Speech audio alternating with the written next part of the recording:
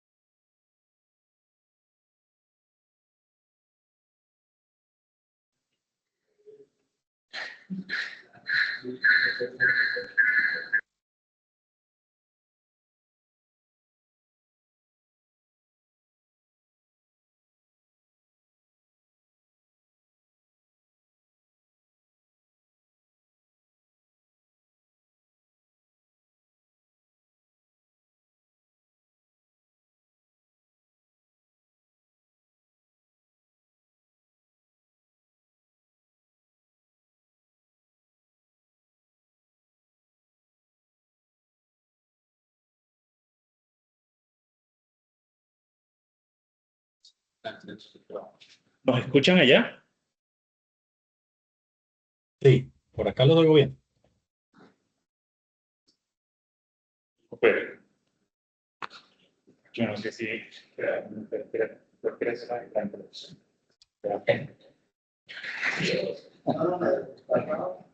Bueno, acá tenemos...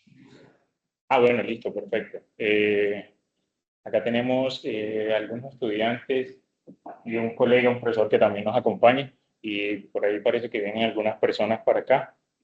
Entonces, de nuevo le damos la bienvenida, a ustedes también la bienvenida a esta charla. Hoy tenemos un súper invitado que es Juan Guillermo Londoño. Tiene una hoja de vida bien larga. Juan Gui, yo lo conocí hace rato, hace muchos años, algo como lo que pasaba en los colegios, no sé si a ustedes también les pasaba que uno tenía como unos referentes que iban unos añitos más adelante, y Juan Gui era uno de esos referentes con otro grupo de estudiantes en esa época que uno tenía ahí, El liceo. colegio no, en la universidad, dijiste colegio. No, por eso, o sea, que era como lo que pasaba en el colegio, Tata, ya me regañé. Eh, y eso mismo me pasaba en la universidad, lo que pasa es que en la universidad ya era los que van en el semestre, unos semestres más adelante, y Juan Gui siempre ha sido un referente, y ahora es un referente también en running porque se corre maratones y todo, y yo creo que ya ahí sí no lo alcanzo nunca. Entonces, de nuevo le agradecemos a Juan Gui este espacio que nos está regalando en su casa, su primera casita. Ahí está William, ahí también aplaudiendo. Y no sé, Juan Gui, si a mí me gustaría, yo te hablaba por el interno, ustedes están viendo todavía la presentación en la naranja, ¿verdad? O... Sí, yo la veo todavía. Listo, perfecto. Ahorita nos presentas tú. Pero antes de empezar la charla, que es el centro de lo de hoy, el tema que nos propusiste, sí me gustaría si nos compartes un poquito cómo fue, Fático, tu camino desde que saliste aquí de la universidad hasta donde estás ahorita y ahí sí, no sé, lo concatenas con el tema de la charla y cómo llegaste a ese tema en que estás trabajando. Yo voy a dejar de compartir pantalla y no sé si nos compartes la tuya y sí, eso, perfecto. Y la otra cosita, Juan, y de ya metodológica, no sé si tú quieres que hagamos, ahí se ve bien, sí, hagamos que te podamos interrumpir si hay dudas o si tú prefieres que dejemos las dudas para el final. No, no, yo tengo un par de puntos de chequeo en el cual pues pienso ahí que me pueden hacer las preguntas. Bien, Eh, Igual si hay una pregunta a mitad de camino me avisan y sí, paramos y eso. Lo importante es que pues nada, que sea una conversación lo más dinámica posible. Entonces, José, si estás ahí y ves algo, una pregunta la pasas o si yo veo que algo en el chat la veo, pero es posible que las del chat las pierda. Entonces, Sí. si alguien quizás puede, no sé, se quita el mute y la hace, perfecto. Sí, que nos levante la mano, nos escriban por el chat y nosotros estamos pendientes por acá. ¿Vale? Listo, Juan, entonces te dejo aquí todo el auditorio, voy a mutearme acá y de nuevo muchísimas gracias. No, a ti, José, la verdad, muchas gracias por la invitación. La verdad, para mí es un honor y una alegría poder compartir con la gente de la WIS, que yo no tengo más que agradecimiento y buenos recuerdos. Entonces, pues es un honor y un privilegio poder hablar con ustedes. Entonces, pues yo había puesto este un poco porque ya me habías dicho que te gustaría como que contara un poco de dónde venía. Entonces dije, bueno, voy a ver si pongo algo que me ayude como a guiar la discusión. Yo creo que pueden ver mi pantalla, ¿cierto? José. Sí, deme. Listo. Entonces, bueno, yo, como pues ya José mencionó, yo soy ingeniero civil de la UIS, a mucho honor.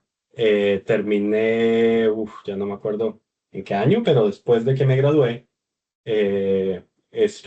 bueno, me fui a estudiar inglés como año y medio tal vez, y eso me ayudó para luego estar No, aplicando. acá sí se escucha. Pero avísale. Ay, perdón que tenemos problemas acá de sonido. Qué pena interrumpirte, Juan. No, tranquilos. Podemos esperar hasta que sea todas, hasta que te oiga bien. Pues sí, perfecto.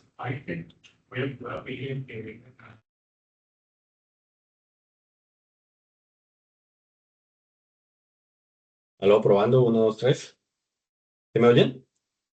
Sí, no. Estamos oyendo, pero Puedes apagar el viernes. estamos tratando de entrar en un dispositivo que tenga mayor volumen para ir escuchándote mejor. Listo. Y los que están en remotos, ¿me oyen bien? Porque yo creo que yo puedo escoger otro micrófono y ustedes me dicen cuál se oye mejor. ¿Este es un micrófono? Este es otro micrófono. ¿Se oye mejor con el segundo? El No, primero, con el primero se escucha mejor. Con el No, primero, Juan, y es listo. que el problema es la sala donde ellos están, el audio, el output está bajito, entonces no te están escuchando, no porque tu micrófono sea malo, sino por el aula. Listo. No, está bien. Perfecto. Gracias, César. Gracias.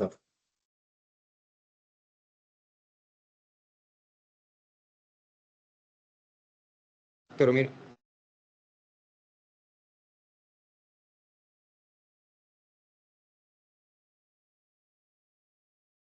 Juan, ya tenemos audio acá en la sala. Ya estamos escuchando. Listo, perfecto. Una pregunta. ¿A la sala lo sacan a las 5 o cómo es el horario? No tenemos un horario. Sí, profe, acá se escucha de maravilla. Acá se escucha súper bien. Juan, y tienes hasta las 6 de la tarde, así que tranquilo. No, solo para saber que yo quisiera dejar un poco de tiempo para al final que la gente, si tiene alguna pregunta o algo, las puedan hacer. Entonces es un poco para controlar un poco el tiempo por mi lado. No te Pero preocupes, no te listo, preocupes. súper.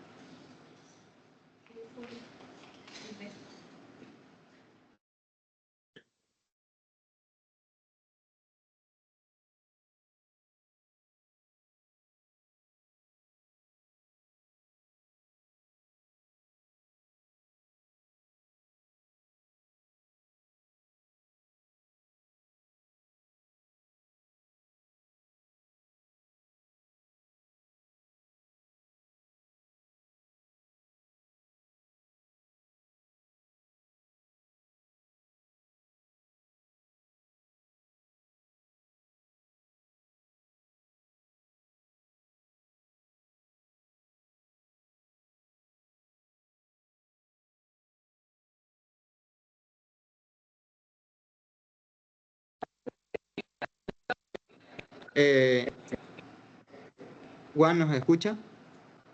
Yo los oigo bien. Listo, entonces yo creo que ya podemos dar inicio mientras que se soluciona el sonido principal. Aquí todos escuchamos bien. Listo, perfecto. ¿Y en la sala me oyen más o menos? Sí, no, sí lo escuchamos. Listo, perfecto. Ok, vale. Entonces, bueno, les decía, sí, yo soy ingeniero civil. Yo creo que desde allá un poco, José, en lo poco que nos trasladamos, pudimos compartir un poco esa pasión por las estructuras y yo hice pues, mi tesis de pregrado con el profesor Gustavo Chío. Y yo creo que eso sin duda son parte de esas semillitas que van sembrándose y le crean una curiosidad de tratar un poco de entender un poco más o de pronto de aprender un poco más muchos de esos temas. Entonces, terminé volviendo a Colombia, estuve un tiempo ahí, después apliqué al programa de maestría en la Universidad Internacional de la Florida, Miami. Allá hice tal vez como año y medio, un año y medio largo el programa de maestría. Se fue enfocado en estructuras y en ese momento estaba un poco más enfocado en las estructuras, pero relacionados con el tema de viento, de energía, de cargas de viento.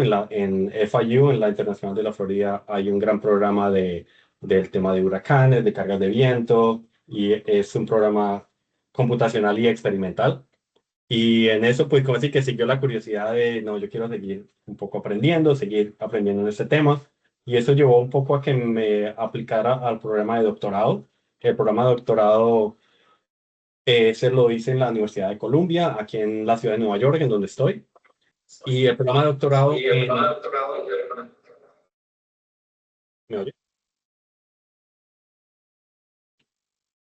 El programa de doctorado en la Universidad de Columbia está enfocado en mecánica computacional. Entonces es un poco no sé, como una escala un poco más hacia el tema de las estructuras, pero principalmente en el tema de modelamiento de elementos finitos y más específicamente en el tema de falla de materiales y materiales constitutivos para la falla. Entonces eso es un poco los pequeños pasos cronológicamente. Durante el proceso, durante el doctorado, empecé a trabajar con un profesor eh, que era como, tal vez como lo que yo hago actualmente también en la Universidad de Columbia, que es, no sé, en las noches, un par de días a la semana, dicto clases o dictaba clases, y él fue el que me dijo que me fuera a trabajar con él. Y eso es lo que hago ahora como ingeniero consultor en una empresa de consultoría aquí en los Estados Unidos que se llama Thornton Tomasetti.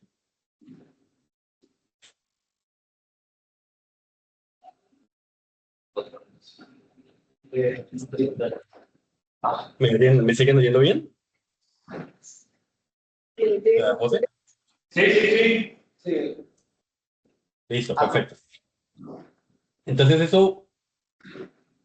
ese tema de mecánica computacional y aplicación de elementos finitos y eso durante la consultoría, pues ha venido creciendo en muchas aplicaciones. Yo trabajo principalmente en varios temas que están alrededor de la mecánica computacional. Uno de esos temas es el tema de las fallas de descarbonización y cómo las baterías de litio, qué rol juegan. Y cuando José me comentó acerca del tema de esta serie de presentaciones que vienen haciendo acerca de resiliencia, sostenibilidad, entonces pues es un tema pues perfecto que yo podría comentar un poco cómo las baterías, en particular las baterías de iones de litio, las hemos venido usando o el riesgo de las fallas de las baterías de iones de litio se han venido usando en varios de los proyectos que nosotros hacemos para cuantificar y manejar el riesgo de estas cuando fallan. Entonces, todos han visto un poco, tal vez los carros que se incendian, como hay barcos que se incendian, todo a partir de las fallas de las celdas y paquetes de las baterías. Entonces, esa es una carga para la cual las estructuras, la gente, no sé, los bomberos y como la gente que responde primero a estos eventos, pues no están siendo preparadas. No hay ningunos códigos que específicamente hablen de cómo uno se puede preparar para estos nuevos riesgos, estas nuevas cargas en la estructura. Entonces yo dije, bueno, tal vez sea un buen punto para comentar acerca de qué es lo que nosotros estamos haciendo para diseñar, para mitigar los riesgos de estas baterías.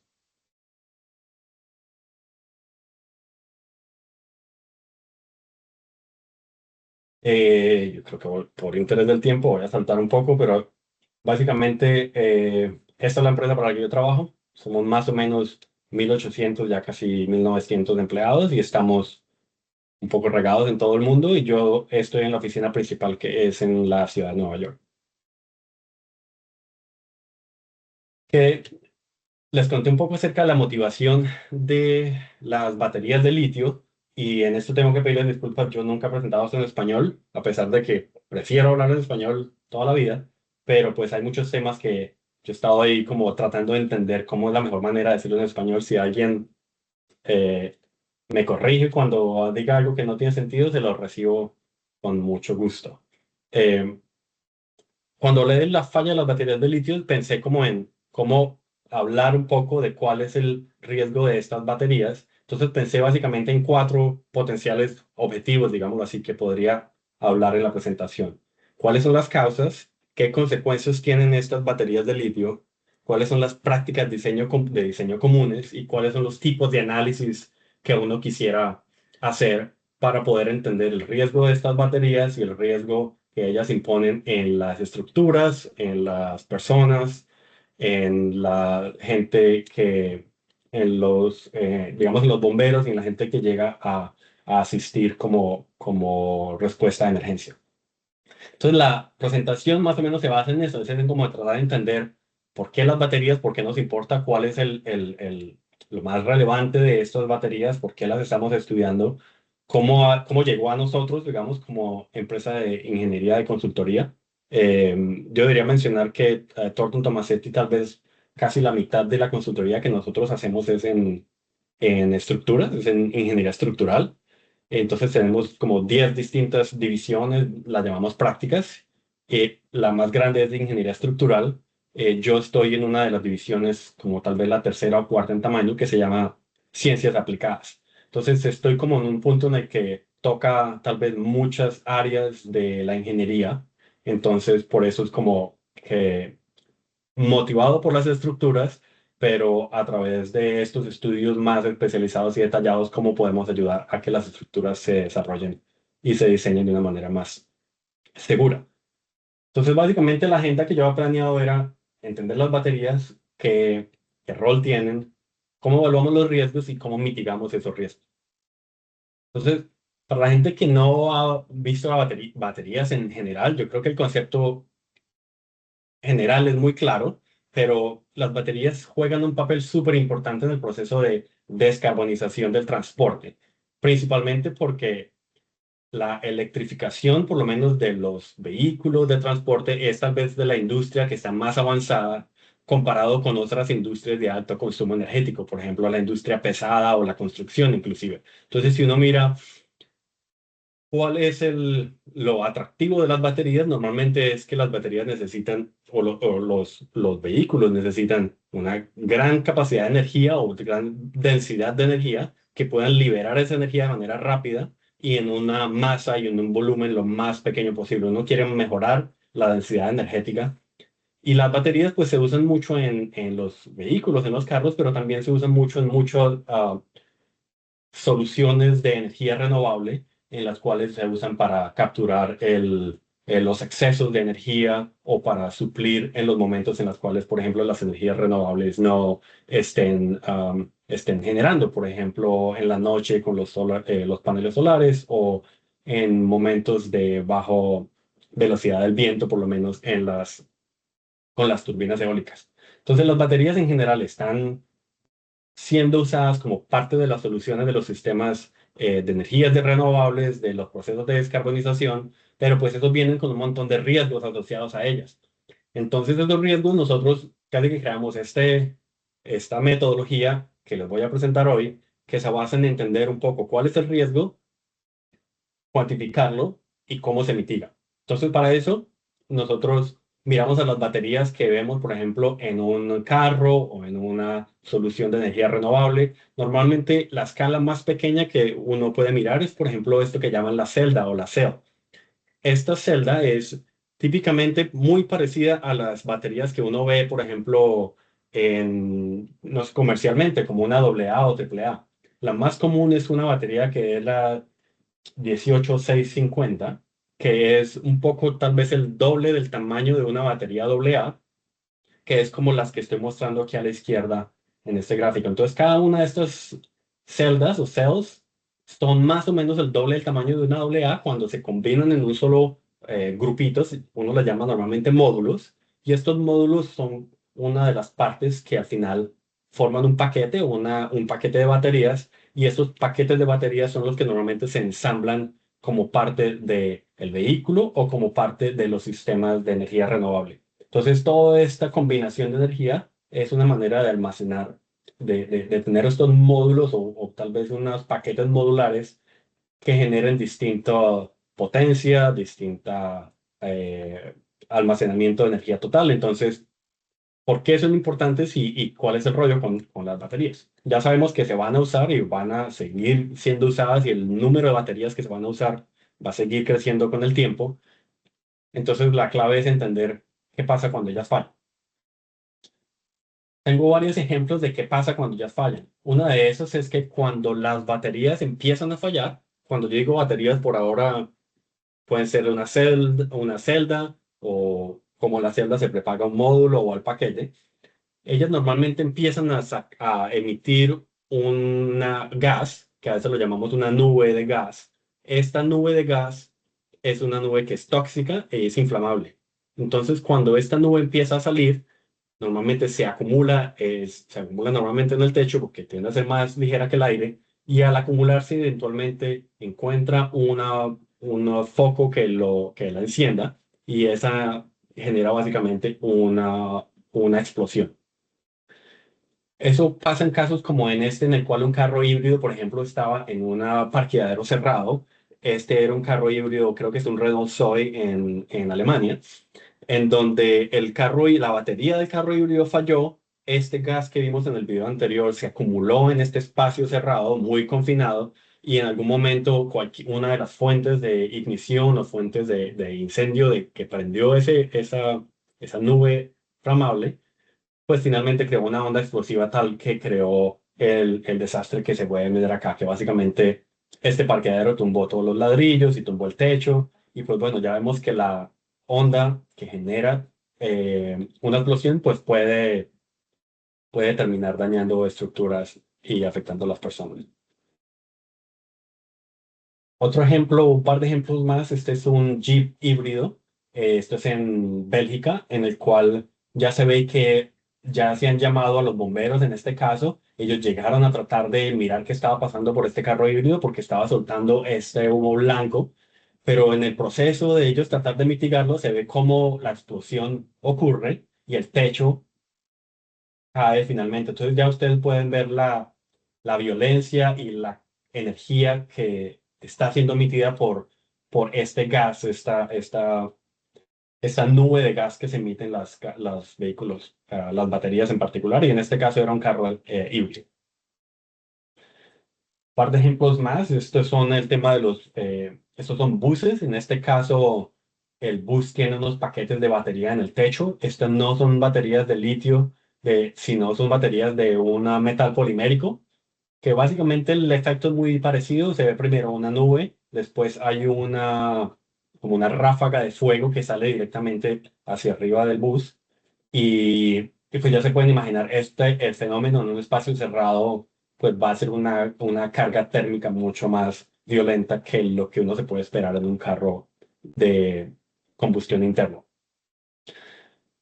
Uno de los retos muy grandes es con el tema de descarbonización, por ejemplo, es que los carros o muchas organizaciones del mundo están comprometiéndose a tener vehículos eléctricos que puedan ser usados en todas sus flotas.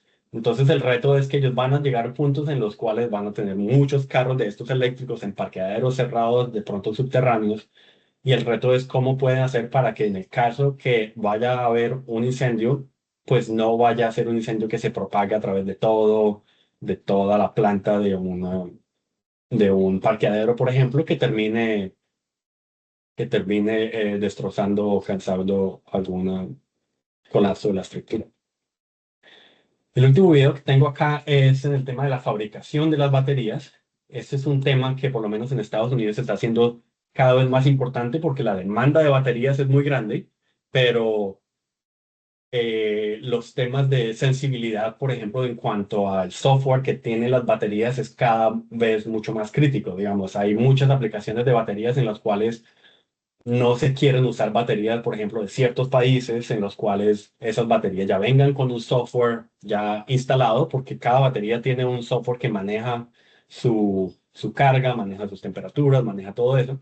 Entonces, cada país, como por razones de seguridad nacional, está creando sus propias plantas de fabricación de baterías internas dentro de los países. Entonces, hay una curva de aprendizaje que todos los países están pasando, y este es un ejemplo de cómo los fenómenos que vimos antes, el gas que sale, el gas flamable que sale de las baterías y el incendio, termina completamente deteriorando esta particular, eh, bodega de fabricación de las baterías. Antes de empezar, ¿hay una pregunta en el salón o alguien en línea? Antes de seguir con el siguiente paso.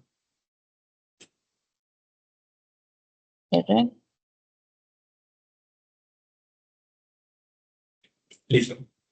Cualquier cosa la ponen en el chat lo que están, o se quitan el silencio, o si tienen algo, el profesor José me avisa por favor. Listo, entonces ya vimos como cuáles son las consecuencias de esa fuga térmica. Juan, sí tienen una pregunta. Dime, claro. Bueno, buenas tardes, ¿cómo estás, ingeniero? Me llamo Gustavo Espina, soy docente cátedra aquí en la universidad, y pues me pareció muy interesante la charla que proponían, y pues obviamente no me la quise perder. Hay un montón de preguntas que hacer, las quería dejar para el final, pero me dicen que las haga desde ya, entonces me atrevo a hacerlas de una vez y las vas contestando ahí en el camino. Claro. Gracias, Una que me causa mucha curiosidad es, bueno, son dos que me causan bastante curiosidad. La primera, ¿cómo un ingeniero civil en estructuras termina trabajando en desarrollo de baterías para esta nueva ola de vehículos eléctricos? Y lo otro es, ¿cuál es tu visión personal del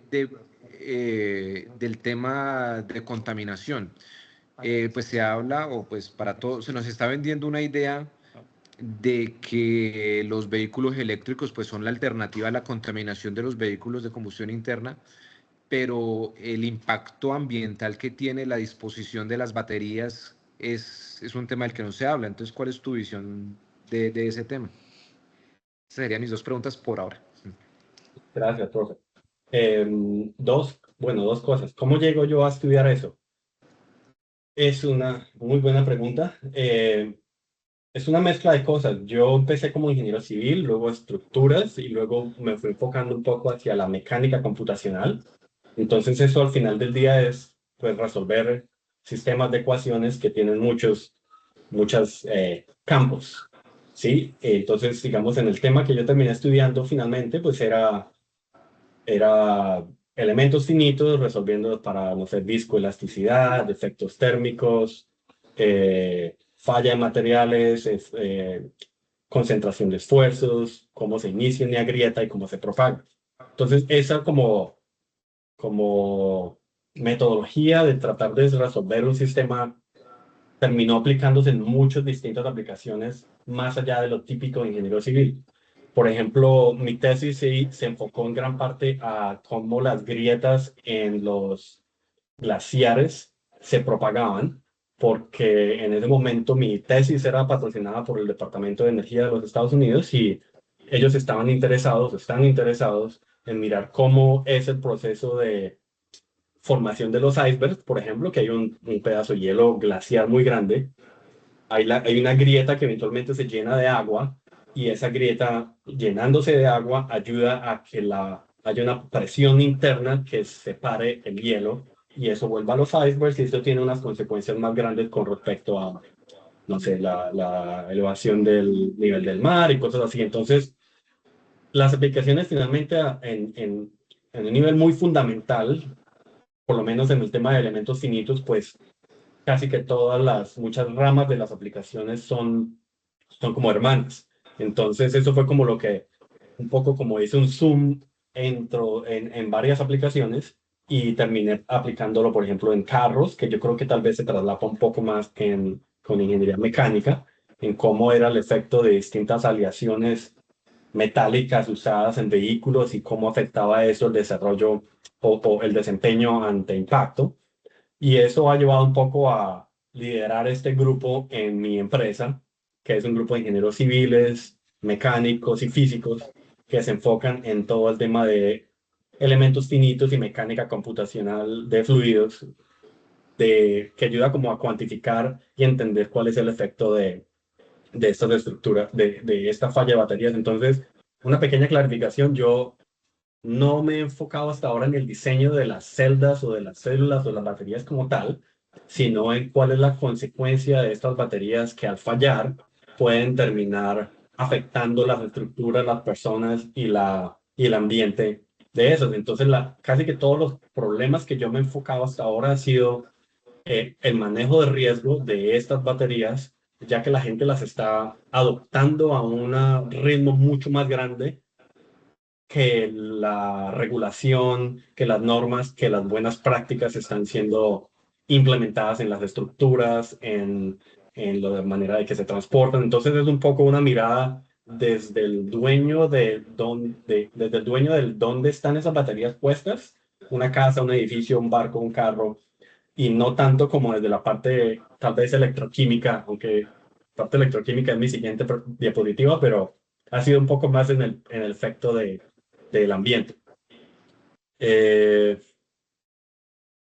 No sé si respondí las dos preguntas, había otra. La contaminación. Oh, la contaminación. Esa es una muy buena pregunta, la verdad. Yo creo que los estudios, así como cuando uno hace tal vez un plan maestro de desarrollo, de tal vez de una vivienda o de cualquier ciudad, los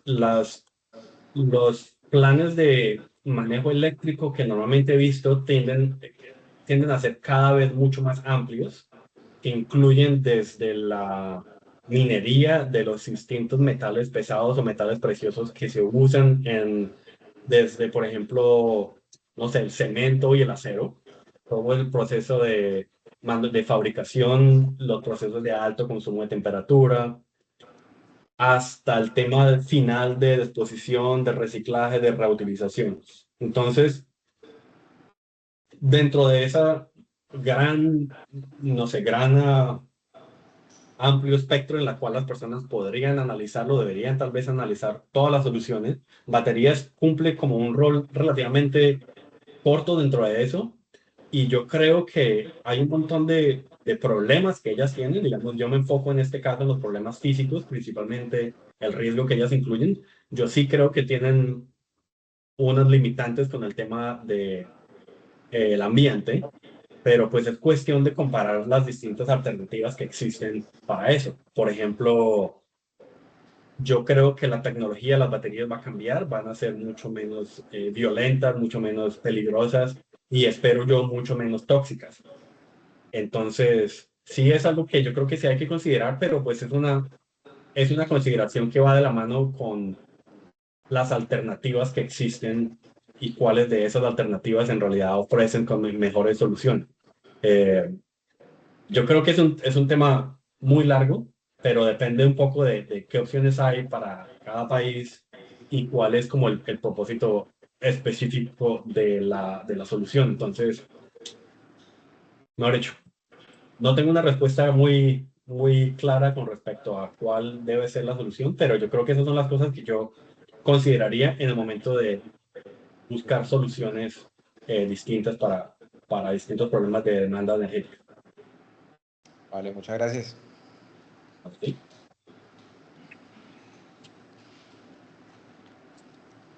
Entonces,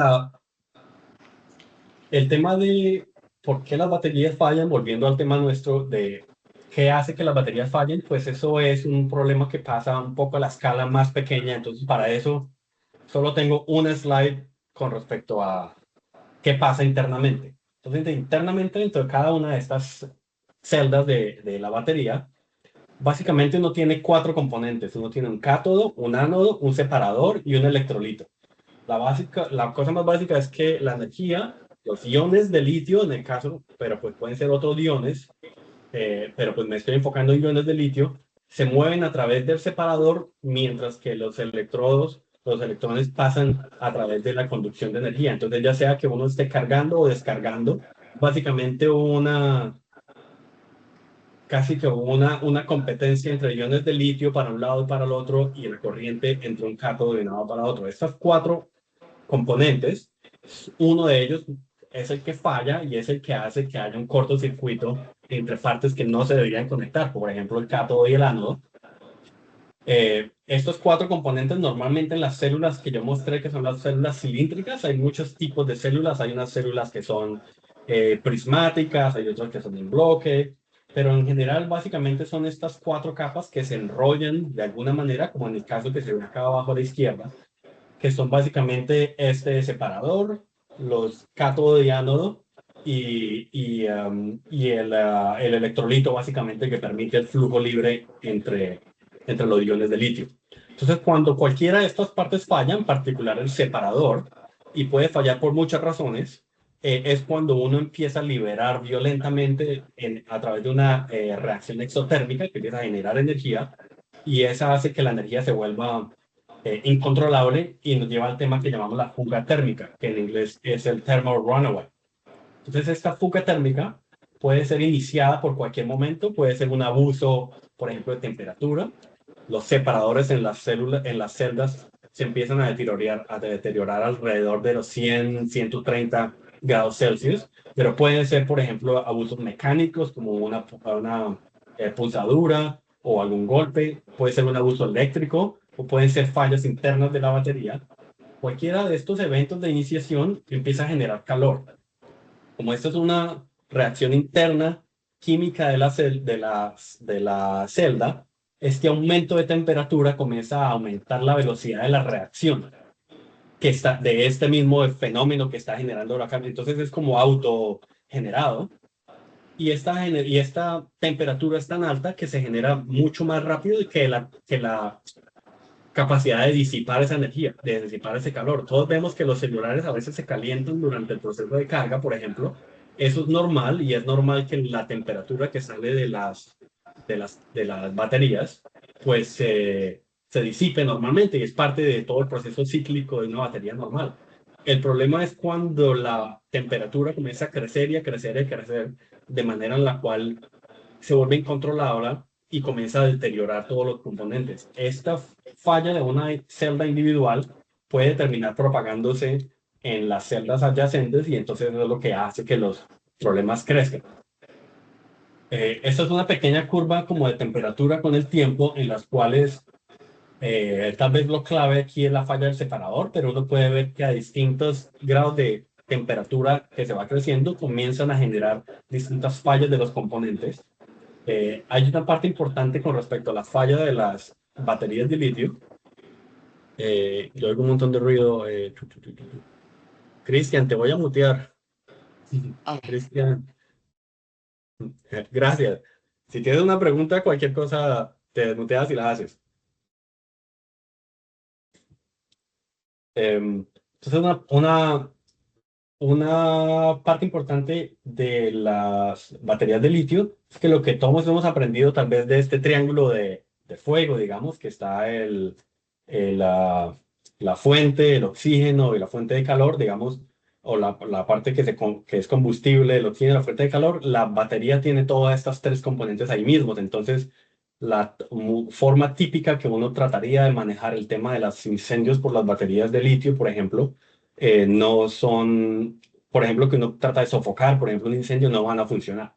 Entonces, ¿qué hace uno con eso? Entonces, la manera en la cual nosotros hemos venido mirando este tema, porque es como muy específico, muy nuevo también, es acerca de manejar el riesgo a través de como un diagrama que lo llamamos el bow tie, es como una corbatín, como un diagrama de corbatín.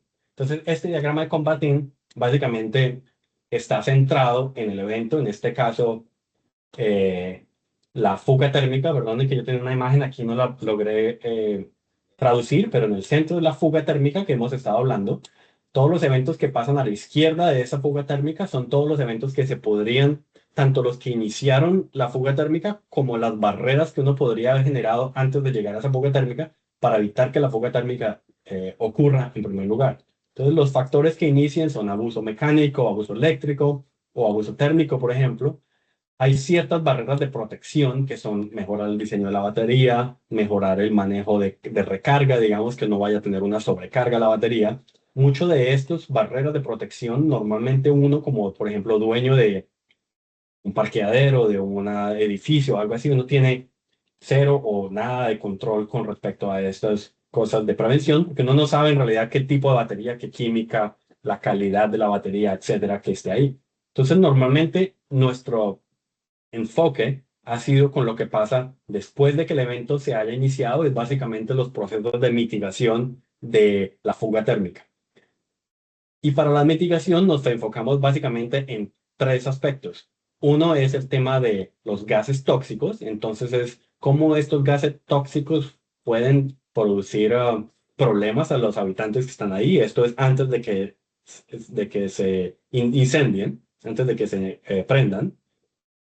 El otro efecto es el tema de incendio como tal. Entonces es como la batería se ha propagado en las celdas, se ha propagado al paquete, al vehículo y potencialmente un efecto dominó con los carros que están al lado. Y la última es el tema de explosiones de vapor. Entonces es como este gas tóxico que inicialmente salió de la batería, eventualmente encontró alguna fuente de calor o alguna chispa y eso hace que genere una explosión. Sobre estos tres es básicamente lo que vamos a hablar y cómo cada uno tiene una distinta barrera de mitigación eh, para evitar los problemas. Un pequeño chequeo antes de comenzar, si alguien tiene una pregunta.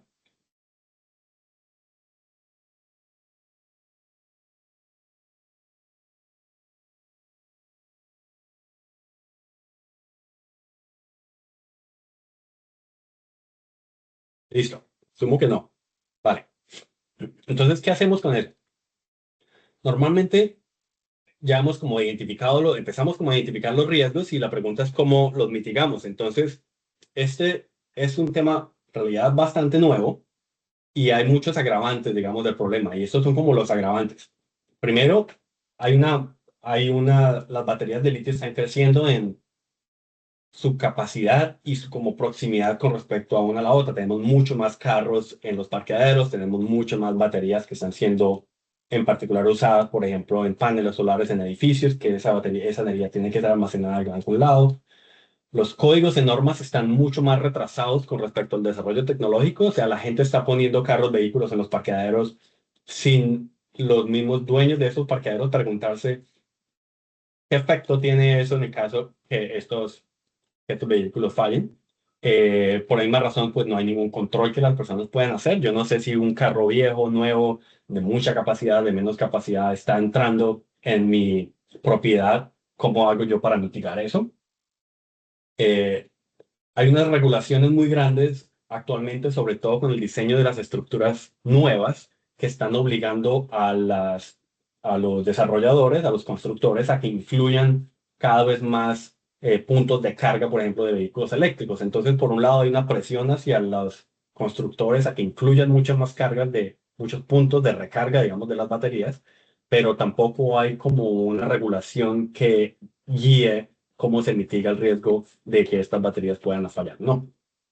Y finalmente, pues la motivación nuestra es, eso es un proceso que depende mucho, hasta ahora por lo menos como no hay ningún código, no hay ninguna guía, entonces se hace como en una caso por caso, ¿sí? Entonces, lo importante es, o lo ideal es que uno empiece a tener en cuenta como los efectos de este potencial riesgo dentro de la estructura y estar teniendo en cuenta eso desde el principio, ¿sí? Lo más temprano posible para no tener que al final tratar de resolver un problema a mitad de marcha, a mitad del diseño. Entonces, como ya ven, me estoy enfocando un poco ahora en cómo se entiende, cómo se podría analizar eso y normalmente se hace a través de estudios detallados. He mencionado muchas veces el tema de los códigos, de qué códigos existen. Hay muchos códigos, por ejemplo, el Código Internacional de Construcciones, el Código Internacional de Incendio, y hay algunas organizaciones, particularmente esta de UL, los Underwriters Laboratories, y básicamente todos esos combinados hayan empezado a salir un poco de guías con respecto a cómo se pueden usar las baterías de litio. Por ejemplo, la Asociación Nacional de Protección contra Incendio, NFPA, ha dado alguna regulación, por ejemplo, que si uno tiene baterías de litio de capacidad de más de 50 kilovatios hora, entonces debe estar una separación de al menos 1 metro con respecto a todo lo anterior. Entonces, si uno piensa que, por ejemplo, un edificio está tratando de reemplazar sus sistemas de generación o de UPS por un sistema parecido y necesita dejar 1 metro alrededor de todo esto, pues son guías que se vuelven prohibitivas para cualquier potencial desarrollo, porque uno pues no va a poder poner en un área típica suficiente capacidad de baterías que pueda como ayudarle a dar la energía que yo necesito para un problema en particular. Lo mismo el tema de la Código Internacional de Fuego habla, por ejemplo, de que si uno tiene capacidades de baterías de más de 20 kilovatios hora, está obligado a tener control de explosiones y control de fuga térmica como parte de su manejo y mitigación de riesgos por las baterías. Entonces, casi que los códigos están aproximándose al tema muy tímidamente para poder tratar de, con el mayor conservatismo, y un poco ese conservatismo pues pagamos todos de alguna manera porque se demoran mucho en desarrollarse y al mismo tiempo el tema es bastante nuevo, entonces siempre los códigos están un poco retrasados con respecto a eso. Para las personas que de pronto han diseñado el tema de incendios, por ejemplo, hay unas curvas típicas cuando uno habla, por ejemplo, con un arquitecto que dice, ¿cómo se dice? Como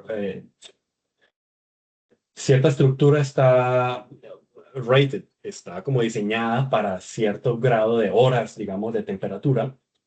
Este valor en tiempo del cual los arquitectos hablan, por ejemplo, normalmente está relacionado con una curva específica de temperatura-tiempo, en las cuales se usan para, por ejemplo, diseñar los sistemas alrededor, qué tan combustibles son los materiales y, por ejemplo, agregar sistemas pasivos de protección.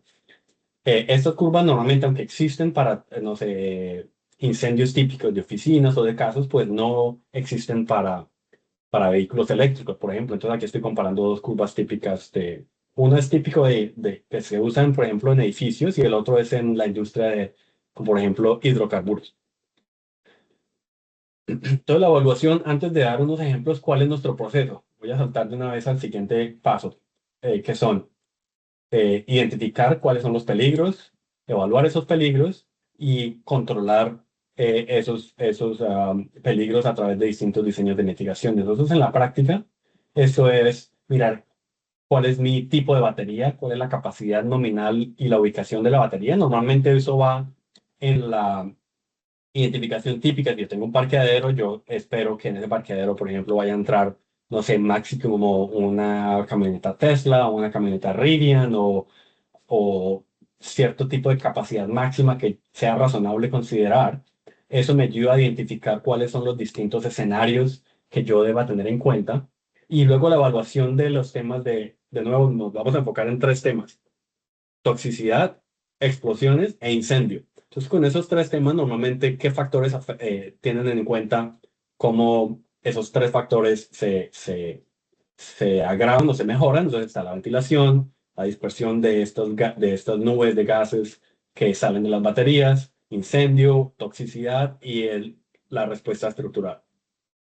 Normalmente en el tema de controlar estos distintos problemas, pues trabajamos con, por ejemplo, los ingenieros mecánicos para decir, bueno, necesitamos de pronto una mayor intercambio de viento, de intercambio del aire que está pasando en una área específica de mi estructura, rociadores o aspersores, protección pasiva o ventilación a presión. Quiere decir que yo fuerzo que la ventilación de cierto cuarto, por ejemplo, se cambie cada cierto intervalo de tiempo, y eso hace que los gases y la concentración y disponibilidad del inventario de gases potencialmente inflamables se reduzcan. Después de eso tengo varios estudios de caso, pero quería mirar si hay una pregunta por ahora.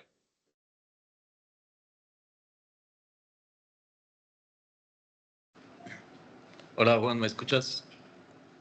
Hola, Cristian, sí.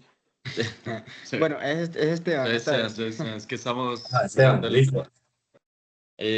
Juan, yo tengo una pregunta sobre todo este tema de las baterías y pues tú mencionas el uso de estas en edificios y todo esto y pues me imagino que estas vienen siendo un reemplazo pues a los generadores típicos de energía que hay en los edificios y lo que yo veo es que algunos se ubican en las plantas bajas pero otras en las azoteas y yo quería preguntarte si este trasfondo de las baterías también se ha analizado por esa parte de las cargas o de los pesos que pueden llegar a tener estas unidades o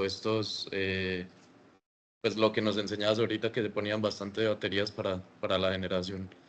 Entonces quería saber si hay algún dato de algún peso, o si son ligeras o si son bastante pesadas.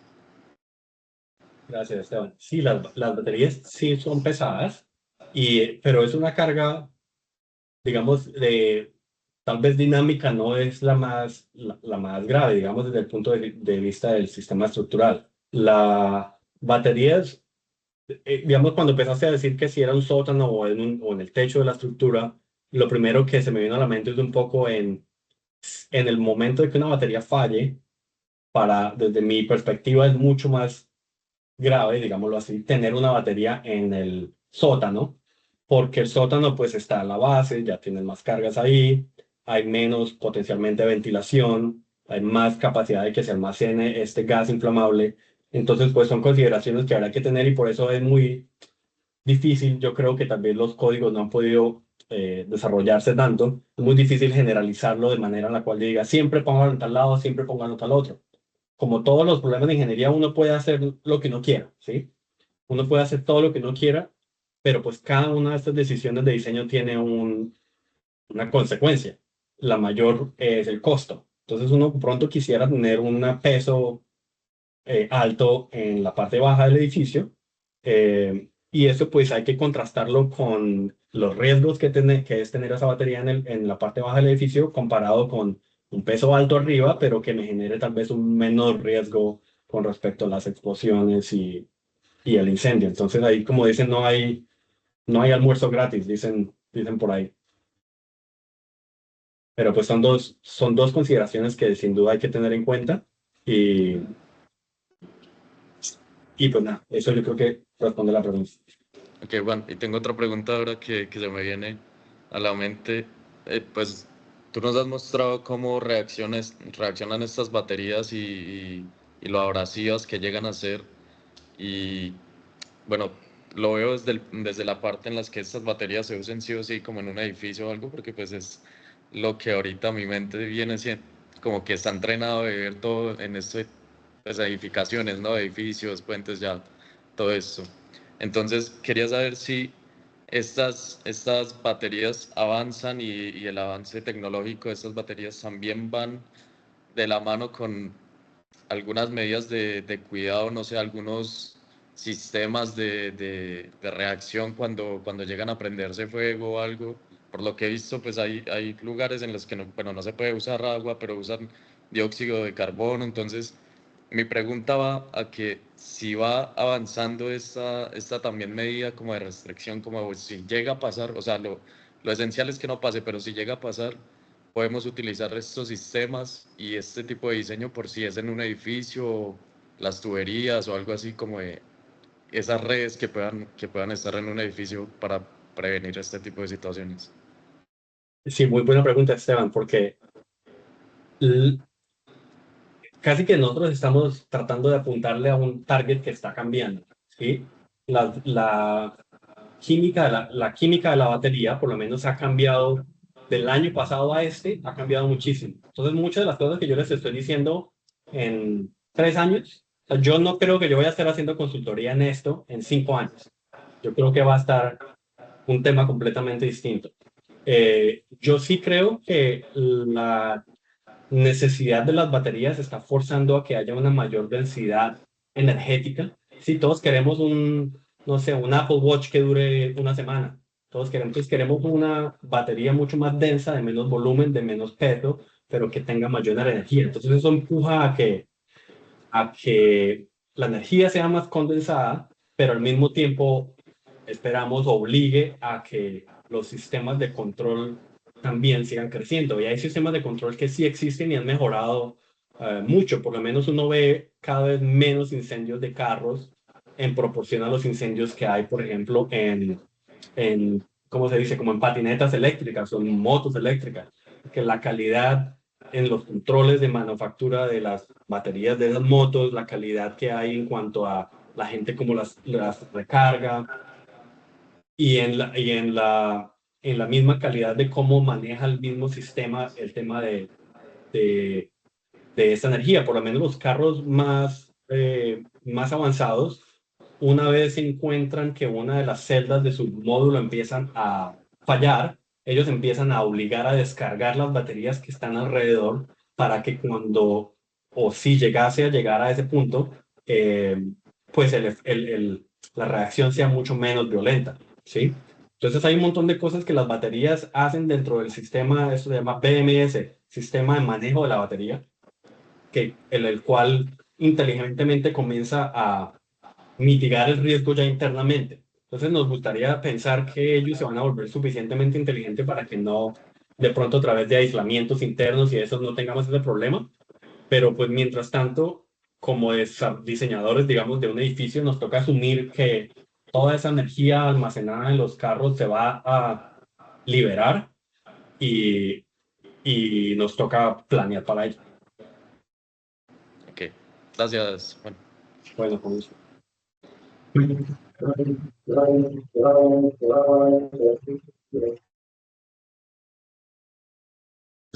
Juan, yo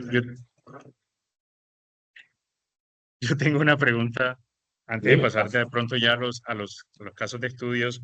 eh, Pensando en la caracterización de esa amenaza, de ese evento y lo asocio a sismo y Sí, sí. ¿ustedes tienen, o hay datos que caracterizan esa amenaza, la probabilidad de que para cierto tipo de baterías ocurra ese fenómeno?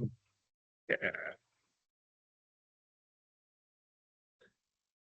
Esta es una excelente pregunta porque la respuesta es no se sabe el tema de la frecuencia de los eventos, ¿sí?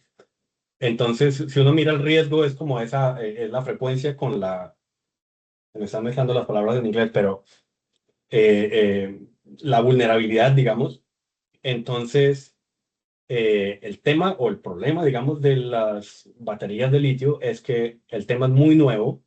Hay una mezcla de, como dice, peras o manzanas en cuanto a datos que se han recolectado, datos históricos, por lo menos cuando uno los compara con los vehículos típicos de combustión interna.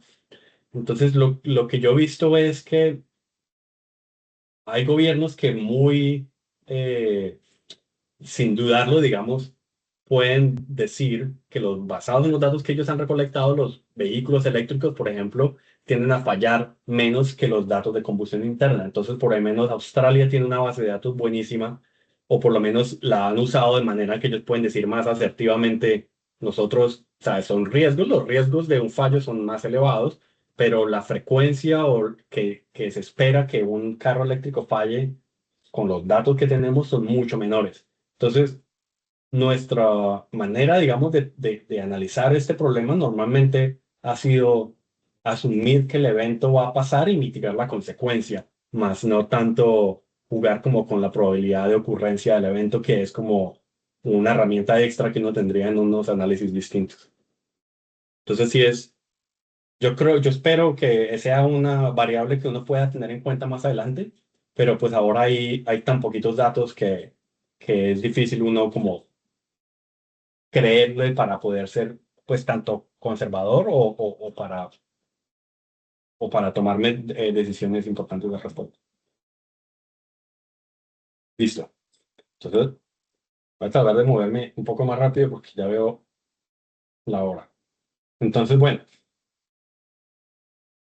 en los casos de estudio yo les hablé de cómo hay, con respecto a los datos, digamos, que existen, hay relativamente pocos datos con respecto a estructuras completas, por ejemplo, un carro completo, un bus completo y un carro comparado con otro carro. Entonces, normalmente hay mucha variación en los pocos datos que hay, están bastante esparcidos con respecto a qué es la contribución térmica, la contribución en gases y la contribución tóxica de esos carros. Entonces, lo que nosotros hemos hecho es empezar de abajo para arriba.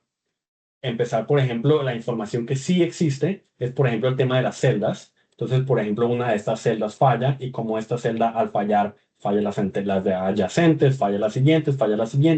Y eso nos ha permitido desarrollar unos modelos que hacen, por ejemplo, cuál es el flujo de la masa de una batería con respecto a la capacidad de cierta batería y la tasa de liberación de calor, por ejemplo, de un módulo con respecto a la cantidad de la capacidad que cada batería tiene. Entonces, perdón, lo que hemos hecho básicamente es como de abajo para arriba empezamos a mirar cómo se propagan las células, cómo se propagan los módulos, los paquetes y luego qué otro material combustible existe alrededor de este paquete en particular. Entonces, un poco como una superposición de factores que van variando también con el tiempo y eso uno hace que ya empiece como a tener los ingredientes suficientes para poder hacer los análisis estructurales y demás.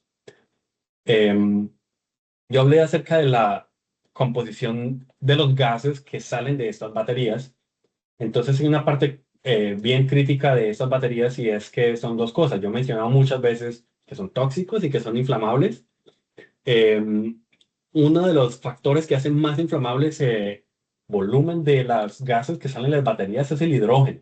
Entonces, el hidrógeno, si ustedes han escuchado, por ejemplo, de los vehículos de fuel cell o todos esos, el hidrógeno es una fuente, digamos, de energía muy poderosa. El rollo con el hidrógeno es que es increíblemente reactivo y casi más de un tercio de la composición del gas que sale de una batería es hidrógeno. Entonces, hidrógeno es súper reactivo, reacciona en rangos de flamabilidad como entre el 7 y 75%, el hidrógeno solamente, y más o menos un tercio de ese gas que sale de las baterías hidrógeno.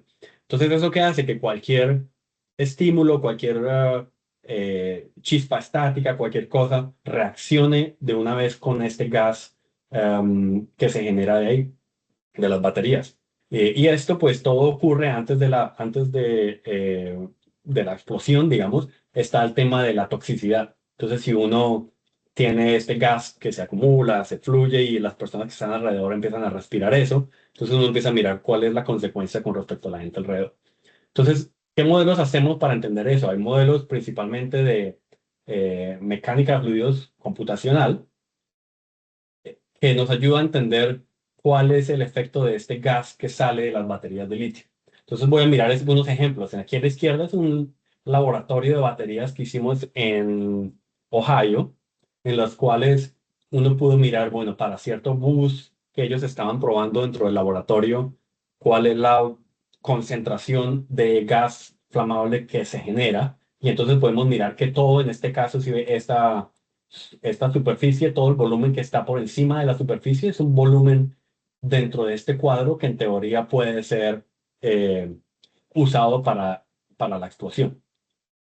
Esta es, por ejemplo, una estructura que nosotros ayudamos a diseñar en la Florida, en los cuales miramos que para distintos grados de perforación, digamos, de la fachada, uno esperaba distinta ventilación interna de este parqueadero. Este es un edificio muy grande que tiene una sección de parqueaderos como hasta el piso tal vez 18 y va junto a un módulo de oficinas y residencial. Entonces miramos cuál es la velocidad del viento que ocurre dentro del parqueadero mismo y esa velocidad nos ayudaba a saber qué tanta gas terminaba concentrándose y cuál es la disponibilidad de gas que estaba para los modelos de explosión.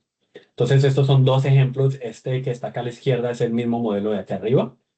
en el que simplemente estamos mirando, esto no es incendio, sino son como las superficies de distintos grados de concentración que salen de estos vehículos. Este es un parqueadero en el cual habían buses pegados, muy pegados el uno al otro, que estamos mirando cuál era el efecto de un bus, de un paquete de estas baterías que fallara y los distintos efectos en toxicidad, explosión e incendio.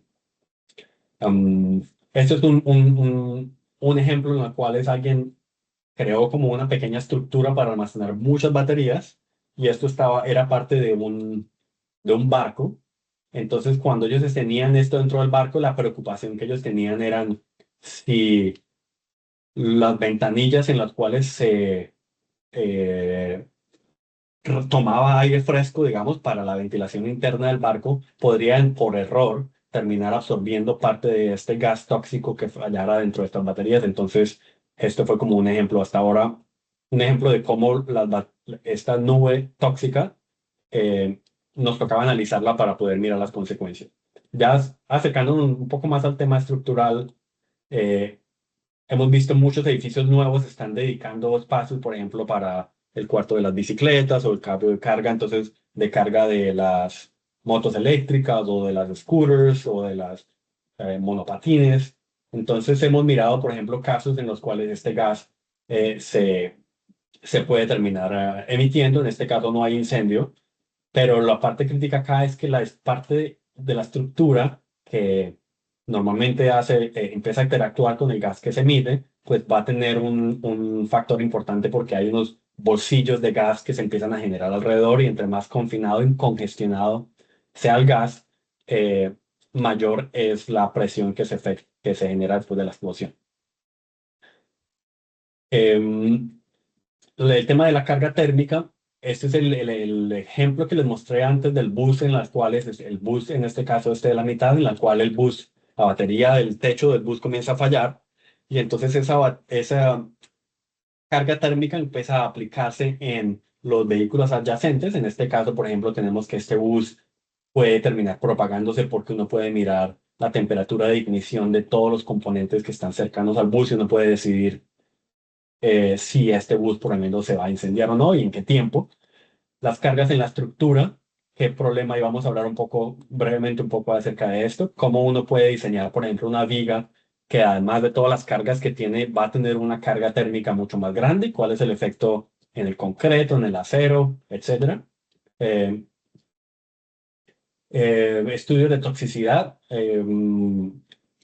dispersión de humo, visibilidad, y hay varios tipos de componentes químicos que pueden causar, tal vez volviendo a la pregunta del profesor antes con respecto a la parte química y el ambiente, pues hay una preocupación cierta con respecto a los componentes químicos que las baterías de litio emiten y es con respecto al ambiente. También el agua que se usa para apagar los incendios puede tener componentes químicos que deban ser considerados. Entonces, podemos mirar todo eso dependiendo del tipo de concentración que uno haga. He hablado muchas veces acerca de la explosión y hay una pequeña clarificación aquí con respecto a la explosión. Pensé que era un video, pero... Entonces, la nube flamable de gas que se almacena, una vez se incendia y genera la explosión, normalmente uno cuando mira explosiones mira dos regímenes de explosiones distintos. Hay un régimen que es un régimen subsónico, quiere decir mucho más lento, digamos, uno no tiene una onda explosiva como una detonación, que es un régimen supersónico.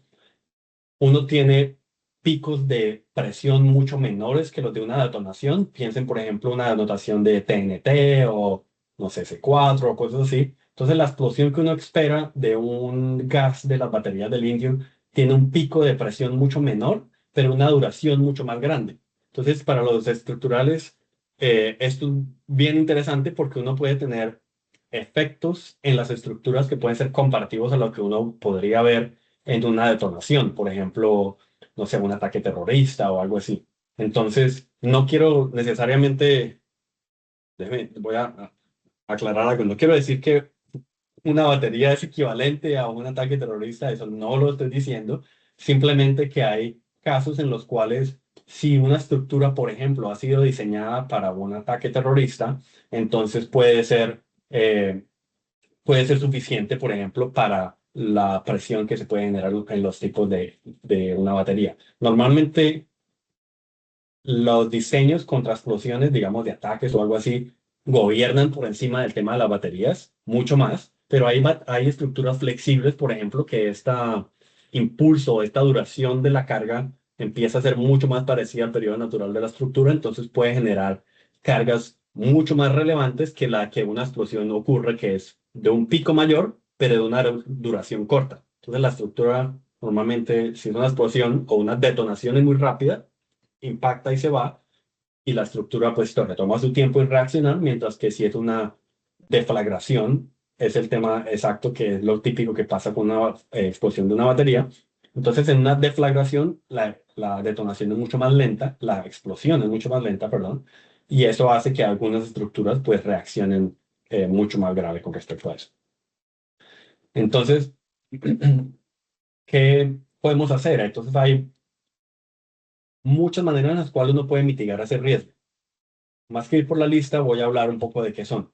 Una es, si uno tiene acceso a el diseño de la celda, pues tratar de aislarla. En este caso fue un proyecto en el cual nosotros nos enfocamos en unos drones que estamos mirando cuál era el efecto de una carga, de una capa intumescent, no sé cómo se dice eso, pero básicamente una carga aisladora que cuando se calienta se engruesa un poquito. Entonces, a partir de cierta espesor de esa capa, ya las temperaturas se mantenían por debajo de cierta temperatura de control. ¿Qué podemos hacer? Mejorar la ventilación. Esteban preguntó al principio con respecto a cuáles eran los efectos de una planta abajo con respecto al techo.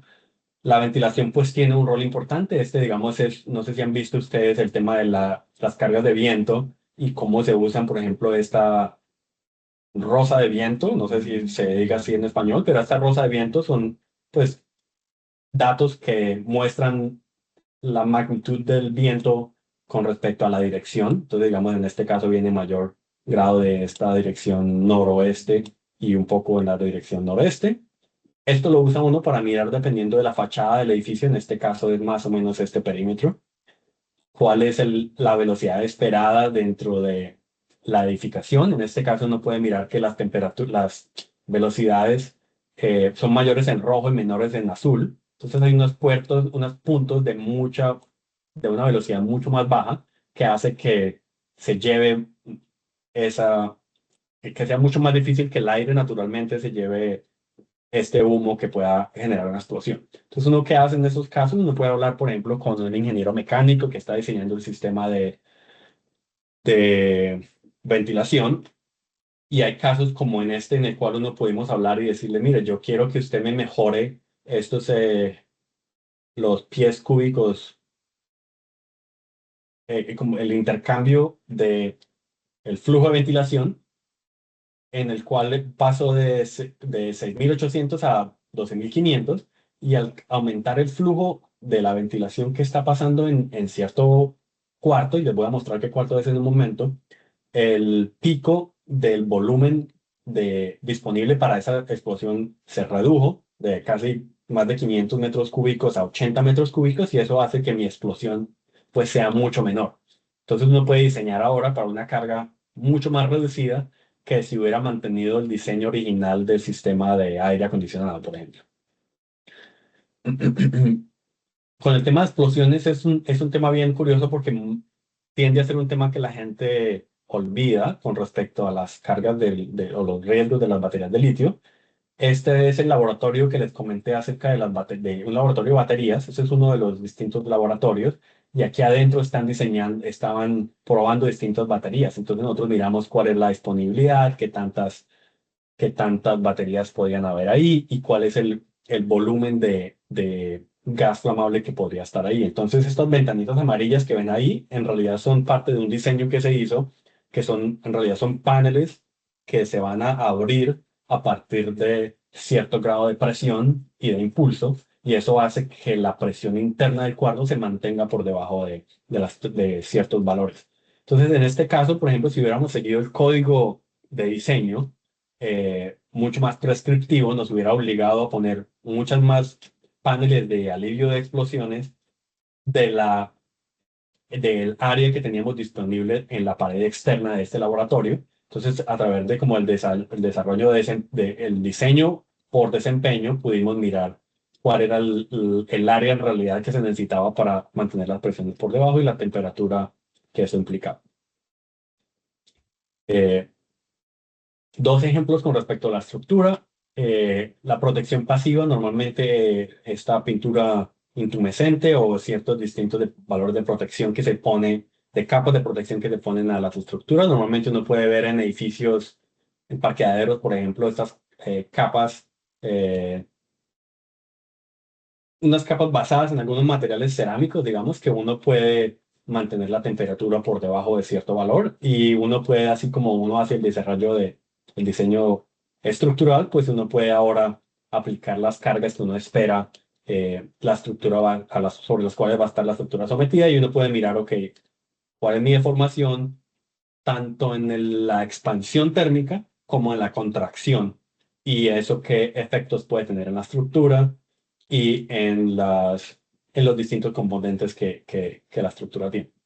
Estos son un par de casos de transferencia de calor y de análisis estructural que hicimos en una estructura en la cual un carro eléctrico estaba incendiándose debajo.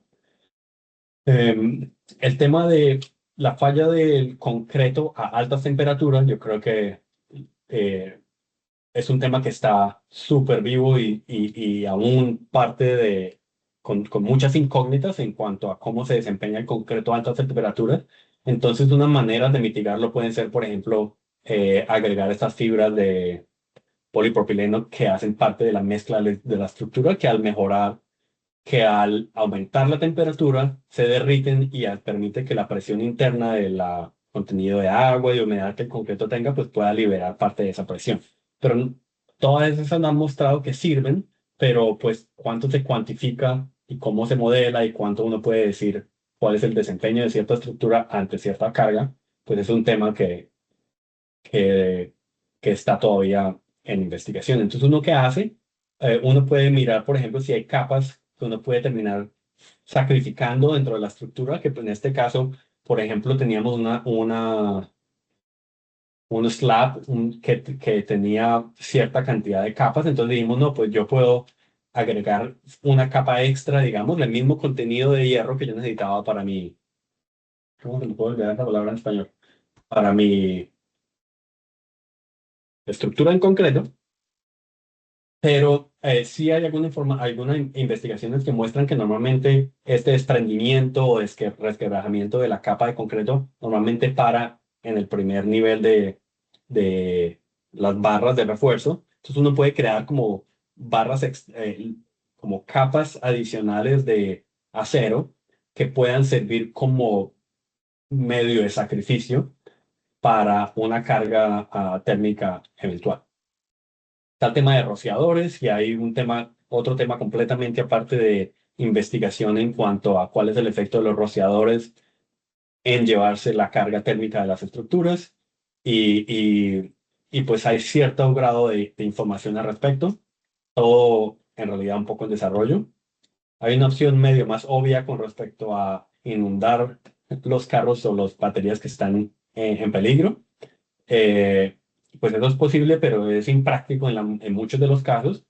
Una cosa que quería usar esta foto para decirlo y es que, como ya hemos hablado con respecto al gas inflamable que se almacena, esta protección que aquí se ve que están poniendo una tela contra incendio que se le pone al carro eléctrico es algo que no se está recomendando ahora porque parte de ese gas se almacena ahí y puede terminar generando una explosión en la gente y en un carro que en teoría estaba ya controlado. Entonces, en base a toda esta historia, yo creo que ya cierro diciendo estas 4 cosas de que hablamos de las causas, una historia un poco larga de las baterías y cómo empiezan, cuáles son las consecuencias, incendios, deflagración y toxicidad, un poco con respecto a prácticas comunes, de nuevo un poco como reglas muy ligeras inicialmente, pero pues la idea es que ustedes pueda entender como el grado de complejidad y un poco dónde está el diseño actual de muchas de estas estructuras para eso y cuál es el tipo de análisis normalmente necesarios que le hacen. Y con eso dejo para que 1 hora y media después, y con el perdón de ustedes, me hagan cualquier pregunta que tengan.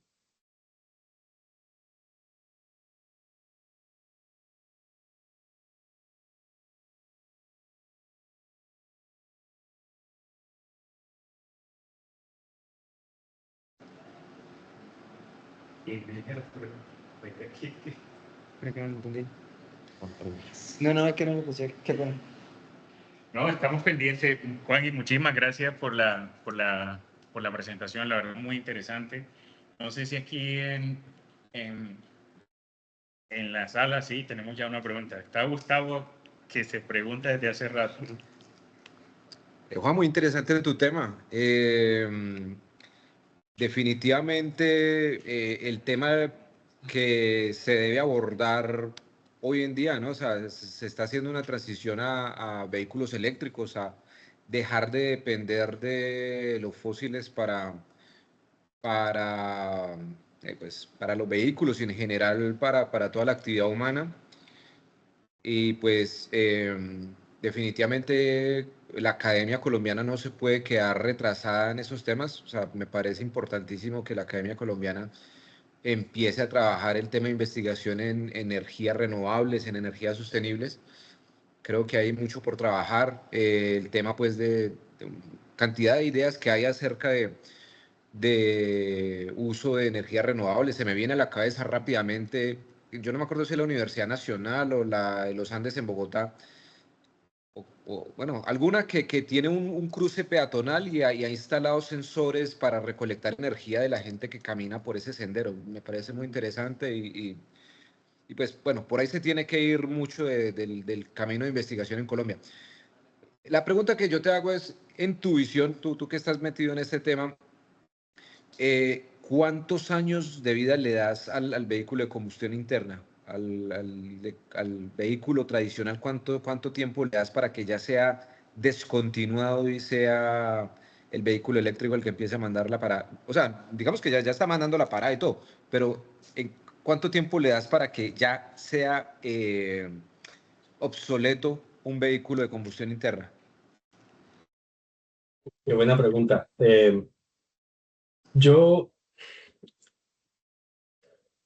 o sea, es una pregunta tal vez un poco, una mezcla entre técnica y política, en realidad, porque la necesidad, digamos, de técnica de que el carro de combustión técnica de combustión interna se siga desarrollando, se siguen vendiendo carros, yo creo que en su mayoría siguen siendo carros de combustión interna. Eh, Ahora, con respecto a el mercado, ¿para dónde va a ir? Y si el mercado demanda eso, pues yo creo que los vendedores pues, van a empezar a migrar completamente respecto a eso. Yo por ahora no veo un cambio muy drástico, sobre todo si los compromisos ambientales de las empresas, de los países, se van ablandando después de un gran empuje que hubo en algún momento y hay países, por ejemplo, que han pasado de pronto a desacelerar su motivación, su apoyo a vehículos eléctricos, por ejemplo. Entonces yo creo que es una mezcla de técnica con política, de soluciones técnicas con política. Entonces no tengo un número de años en los cuales yo puedo ver que, que vaya a cambiar. Yo creo que parte de lo que podría acelerar la adopción de carros eléctricos es un poco las redes de solución que hayan con respecto a la recarga, como que la gente sienta que hay soluciones mucho más prácticas. Había Janet en el chat pone con respecto a la China. La China produce tal vez la mayor cantidad de vehículos eléctricos del mundo, de una tecnología muy grande que pues por razones políticas, digamos, no se han adoptado, no se han recibido en muchas partes del mundo. Entonces yo no sé bien si yo creo que es una mezcla de voluntad política con, con voluntad de la gente, que la gente decida, esto es lo que yo quiero y estoy dispuesto a, durante la transición, de pronto adaptarme un poco a estos mini sacrificios de tener un carro distinto y menos, tal vez menos fácil de cargar y eso, pero eso es como mi pensamiento un poco como así, como sin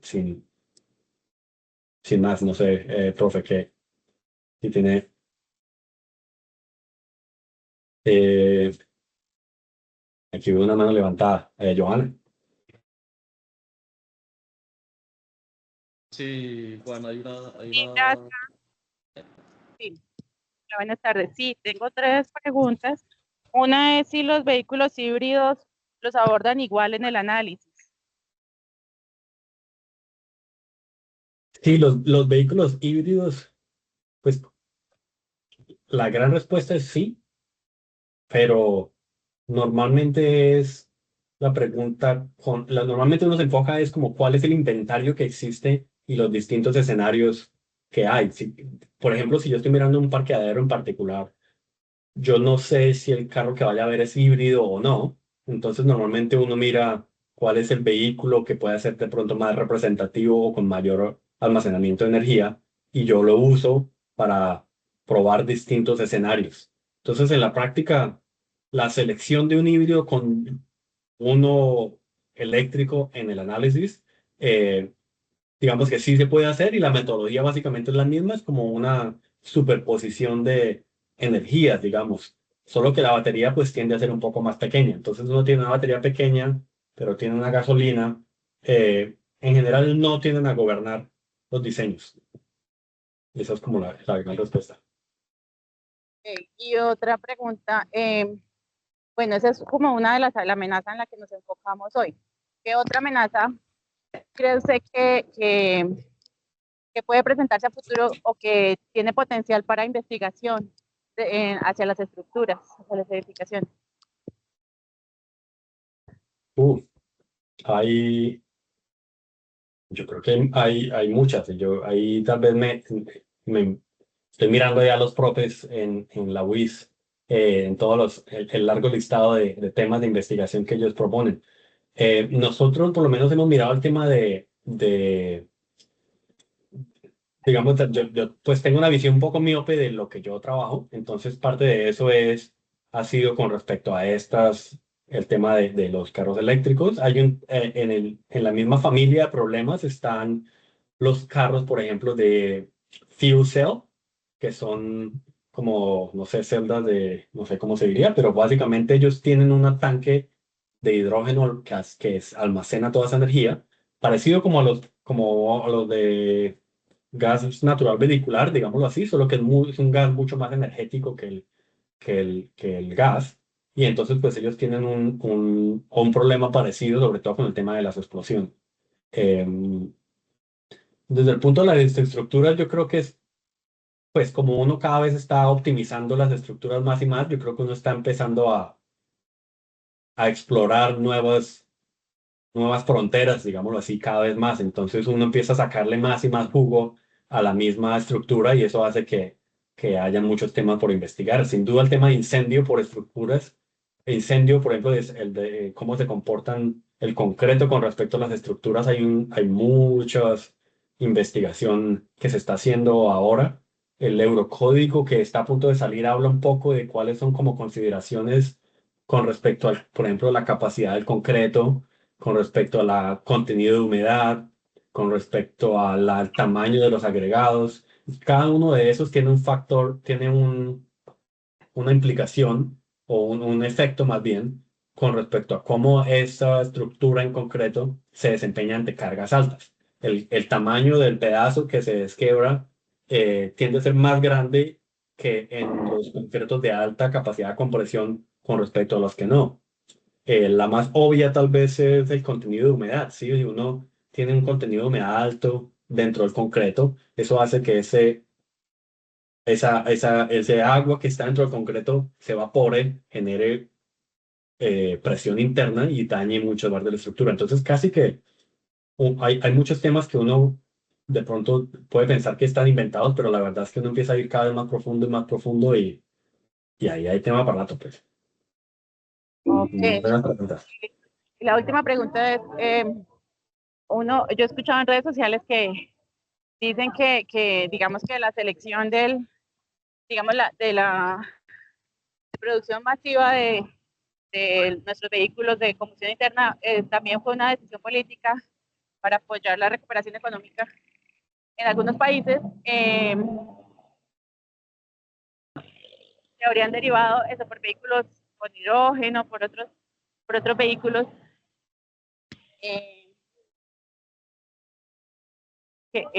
La pregunta era como que esos vehículos, pues también, por lo que escuchamos en la conferencia, también representarían un riesgo para las estructuras.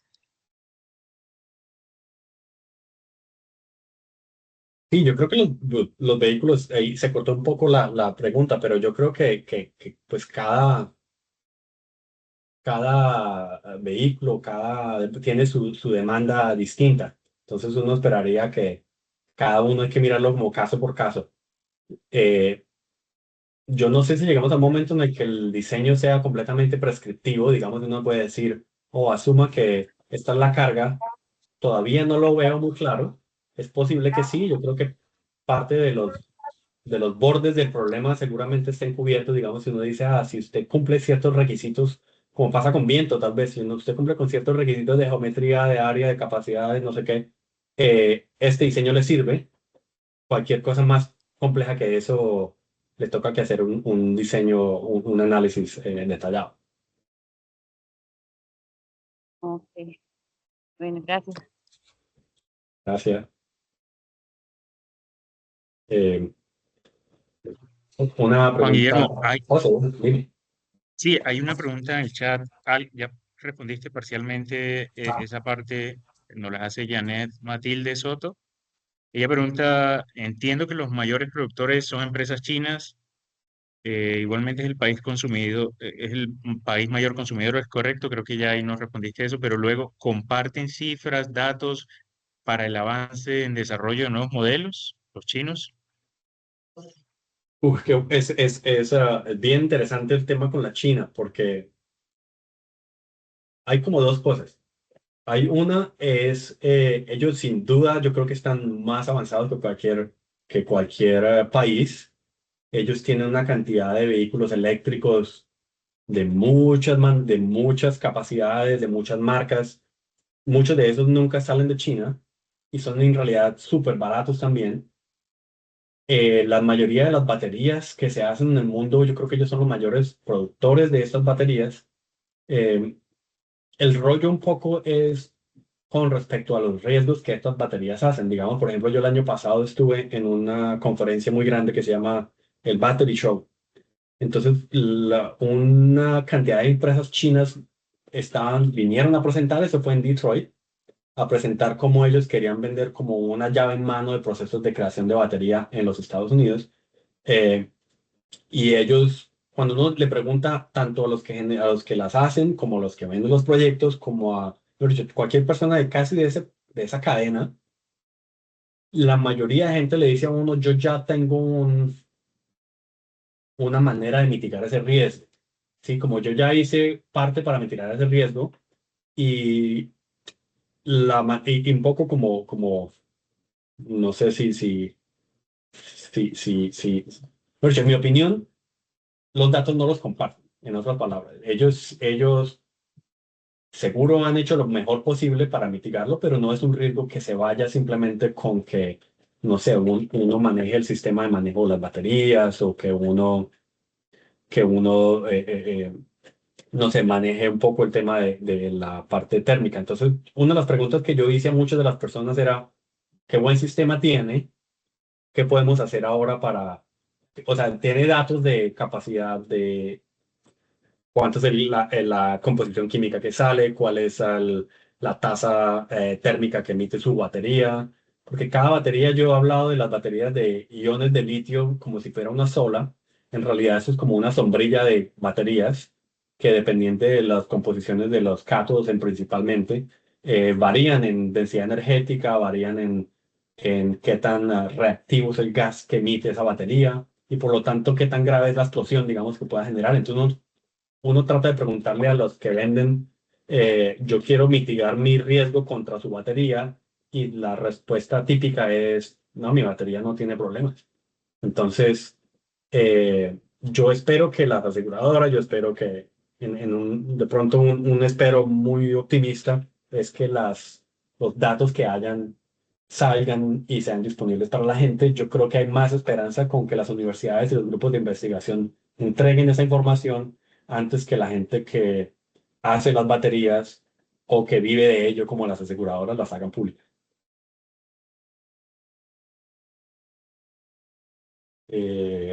César, veo que hay una pregunta, o no sé, profe, usted, Hola, buenas tardes. ¿Ahí se escucha? sí, señor. Buenas tardes, ingeniero. Muchas gracias por la presentación. Quisiera hacer una pregunta, una pregunta enfocada a docentes que actúan ahí que se ven afectados por la liberación de los gases que nos explicaba durante la presentación. La primera es, ¿qué pasa con las estructuras, particularmente en concreto con esos gases que se liberan? Si hay un efecto, digamos, como una, entre comillas, carbonatación acelerada que los afecte. Y la segunda pregunta es, ¿qué pasa con los gases que quedan adheridos al concreto si ellos logran afectar a las personas después que si hay limpieza, después que ya ocurrió todo el suceso? Gracias. Hola, César. Suena como dos temas que hay que proponer para para investigación, la verdad. Hay muy pocos datos con respecto a cómo queda la estructura después desde el punto de vista como químico y desde el punto de vista de contaminación que haya después. Un ejemplo medio chistoso es un componente en particular que se llama HF. Lo tenía anotado por acá, hydrogen fluoride, fluoruro de hidrógeno. No sé dónde lo tenía. No, se llama hydrogen fluoride, es HF. Es un componente que normalmente que se ha encontrado en pruebas de laboratorio cuando se hace como el post-evento de un incendio de una batería, pero hay como dos grupos de personas, unos que juran que ese HF nunca existe y hay otros que juran que ese HF es lo más importante y lo más tóxico que hay. ¿Qué pasa? Y si uno mira por lo menos los resultados de laboratorio que expresan empresas como UL, que es como una entidad gigante en estandarización de pruebas de laboratorio y de certificaciones y eso, ellos mismos han dicho que básicamente no hay una conclusión eh, certera con respecto a si el HF primero existe, primero se mantiene, porque parte del argumento es que se consume dentro de la misma reacción, y si lo que queda es medible. Entonces, la verdad, son dos temas completamente abiertos. HF es un tema chistoso porque uno oye estos dos como corrientes de la gente que mira post-evento y son historias completamente aparte con respecto a ese componente en particular. Entonces, la verdad es que depende de la química que exista, depende de muchas variables. La verdad, no hay una respuesta clara con respecto a qué queda después del evento. Acá tenemos otra pregunta, Juan. Claro. Daniel. Daniel. Hola, Daniel. Buenas tardes, Juan. Una pregunta con respecto a los vehículos de carga pesada eléctricos, o los camiones, las volquetas. Pues yo he visto que existen, pero no se le da como tanta visibilidad como a los carros particulares o a las motos. Y también respecto a pues cómo se manejan esos riesgos, ¿sí? Porque vimos que pues para los carros ya hay como muchos modelos o mucha investigación, y para esos vehículos tan grandes, esas baterías que son, pues suelen ser, supongo que serán mucho más grandes, pues cómo se maneja todo ese, cómo se controlan, sí. Eh, yo- la, el procedimiento, digamos, de análisis de esos carros más grandes no varía mucho en realidad. Yo en realidad hasta lo que yo he mirado hasta ahora ha sido principalmente hasta buses. Esos son las de mayor capacidad que yo he visto, sobre todo buses de largo rango, que tienen hasta 750 kilovatios hora, por ejemplo.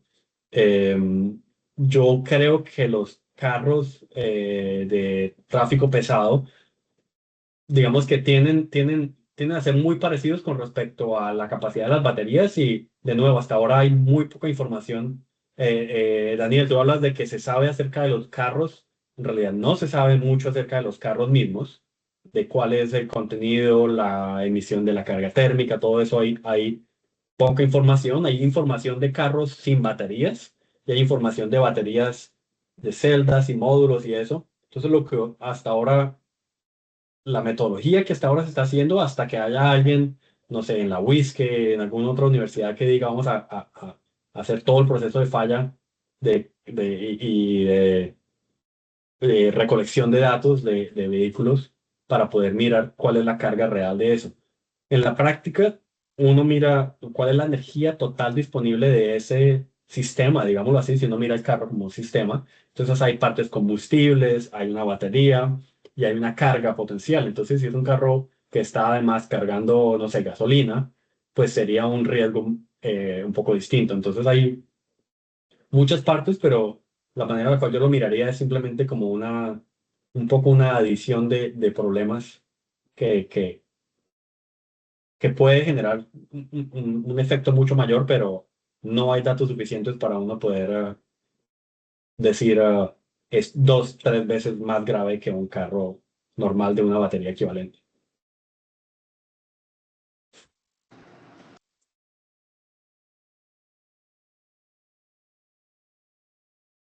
Yo no sé si hay más preguntas allá en la sala. Acá creo que no hay más preguntas, ¿no? Por acá, ¿no?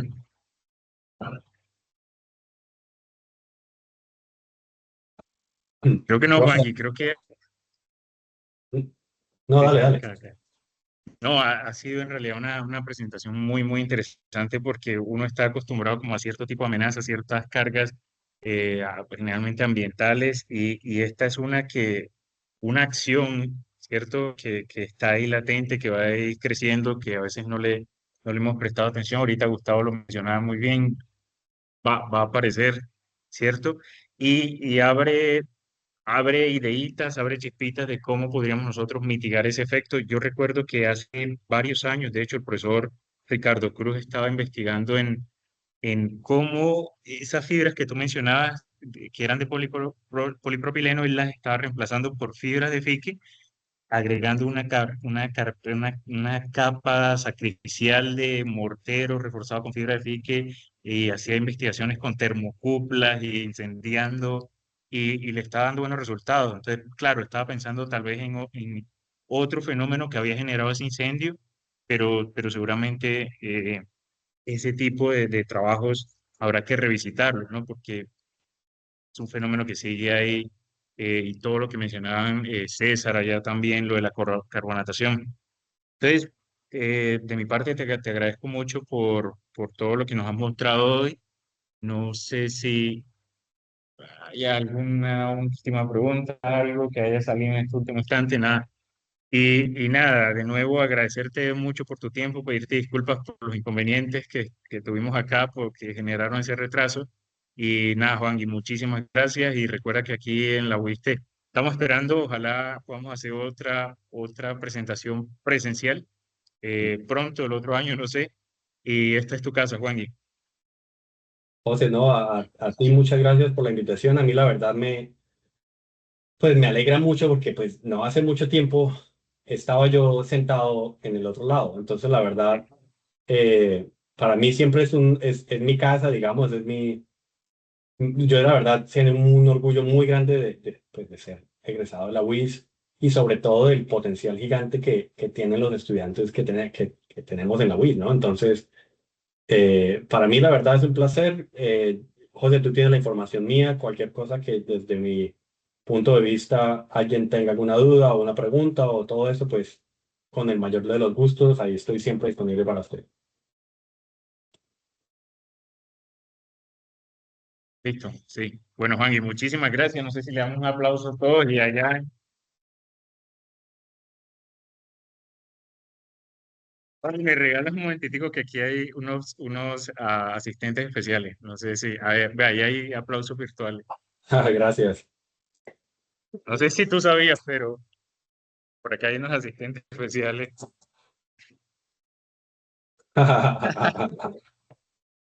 Sí, ya, listo. Bueno, Juan, y muchísimas gracias de nuevo. Voy a cerrar acá y a todos allá en sala también muchísimas gracias. Gracias, José, a ti. Un abrazo. Gracias a todos. Yo tengo el audio desactivado. Chaito, chaito. Chao.